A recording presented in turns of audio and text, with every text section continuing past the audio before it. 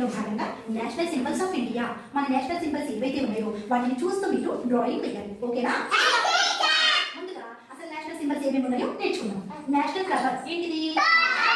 Lotus. Very good. National tree చెట్టు. చెట్టు ఏ చెట్టు?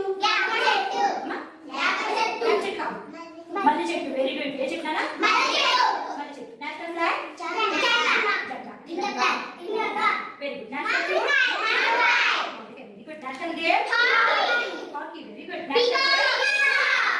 అలాగే మన నేషనల్ సింబల్స్ తో పాటు మన రాష్ట్రీయ చిహ్నాలు. ఓకే చూడు, మన రాష్ట్ర చిహ్నాలు కూడా ఉన్నాయి. మన రాష్ట్రీయ గీతం మన రోజు పాడుకుంటాం. ఏంటది?